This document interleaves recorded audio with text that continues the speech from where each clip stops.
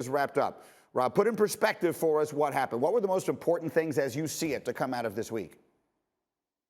You mentioned it right off the top, Greeny. It was all the work that Jordan Love got. I'm not going to bore you with a ton of numbers, but I'll give you a couple. Yesterday's final practice, they had 31 snaps of 11 on 11. Jordan Love took 26 of those. Throughout the 3-day camp, he threw 70 passes over 3 days. Last summer in training camp, Greeny, which was about 3 weeks long, he only threw 64 passes the whole time. He threw more passes in 3 days than he did in 3 weeks last summer.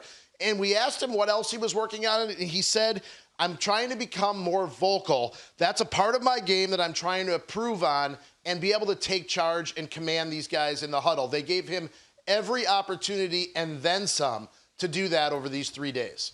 Look, the reality of it is for him to try and take some sort of leadership role with the Aaron Rodgers thing hanging over them, it's an unrealistic expectation, I think, for anyone in that circumstance. So, Rob, now we spin it forward. What's next? What are the most important things that happen as we go forward from here? Well, it's conversations and communication with Aaron Rodgers between now and the start of training camp, which is on or about July 27th. They have to take these 6 weeks when normally everybody in the NFL shuts it down and goes on vacation. Packers have to work. Mark Murphy, Brian Gutekunst, Matt LaFleur have to do whatever they think is necessary to try to smooth things over with Aaron Rodgers. And as we've talked all spring, Greeny, we don't even really know what that's going to take or if there is anything. The last I heard from anyone close to Rodgers is that he is still dug in and has not changed his stance on anything. But these next 6 weeks between now and training camp will change that. If there is a way to change it, it's going to happen in those 6 weeks. All right, Rob Demovsky, outstanding work. Thank you very much. Have a good weekend, my friend. Let me bring our football crew back in. For those of you just joining us, we're jam-packed today. Jeremy Fowler, Bart Scott, Lewis Riddick. Bart, they're going to go and they're going to try and make things work, which I get. But we all know Aaron, to whatever degree we know him. He seems like a kind of person that when he's dug in, it's very hard to get him to undig, or whatever the opposite of that is. So do you think that they can do it? Do you think Aaron Rodgers can be convinced to come back and play for this team this season, Bart?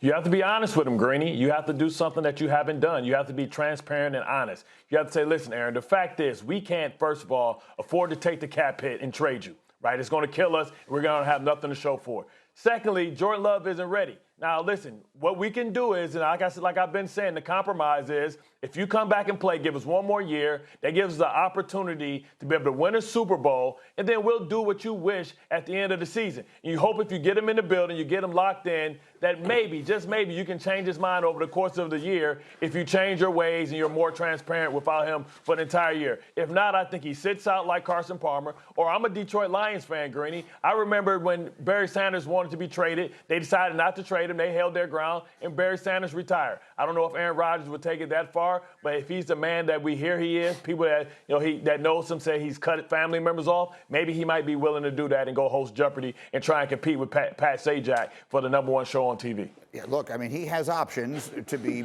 real here, that almost no other current athletes have, and that's one of them. So, Lewis, I come to you. What concessions are you willing to make to him? What if you're the front office, if you're Murphy and Gutekunst and those guys, what are you willing to offer him to say tangible things to come back? Look, I think the only thing really that you can offer him that's tangible at this point is a restructure of his contract to the point where there's more money guaranteed to him, and that really kind of like, because I mean, that's really the only thing you can offer him at this point, other than the fact that, look, I mean, what does he want? Does he want Brian Gutekunst to leave? Does he want Mark Murphy to leave? Does he want to run the front personnel department? Does he want to bring back some of his old buddies from the past? I mean, I don't know what tangible you can do, because these all seem like they're procedural, personal relationship type of things that have accumulated over the years that have served to make him, put him in the mindset that he's in right now, and that has made him sour on his time there in Green Bay. It seems like it's an accumulation of things. It's not necessarily about, at least unless there's something that he hasn't said, it doesn't seem to be about just money. It seems to be about procedural relationship type of things. So I don't know how you can necessarily throw something at him that will just kind of calm him down and then say, hey, look, I'm going to come in here now, and now I'm going to play. And you know what? So if I'm the Packers at this point, again, I keep saying this, and I said this yesterday, I don't think I'm doing very much at all right now. I would assume that they've had a lot of these conversations already. They've brainstormed about this already. I'm putting the ball squarely in his court and saying, you really want to retire? You really want to start accumulating these fines and give up this kind of money and take this kind of financial hit to go ahead and host Jeopardy? To go ahead and just prove your point? I would say, well, you know what? We're just going to sit here and stare at each other then. And we're going to evaluate Jordan Love. That's what I would do. I mean, it could come to that, and it probably makes as much sense as anything else they could do. Jeremy, super quickly, what does the league expect to happen? Well, they expect for the Packers to continue to wait this out because to Lewis's point, he's probably not going to retire, but if he does, then the Packers don't need to do anything. They can sit there and wait. If they trade him eventually, that just involves draft picks in the future. So they're going to try to work on the contract, try to smooth this out, but they have 6 weeks to figure it out. And they know Rodgers has not gone nuclear yet. No formal hard trade requests. They think there's still wiggle room. Okay, fair enough. He has not gone nuclear yet. I think that's an important point. I'll take a quick break on that thought. Thank you for watching ESPN on YouTube. For live streaming sports and premium content, subscribe to ESPN+.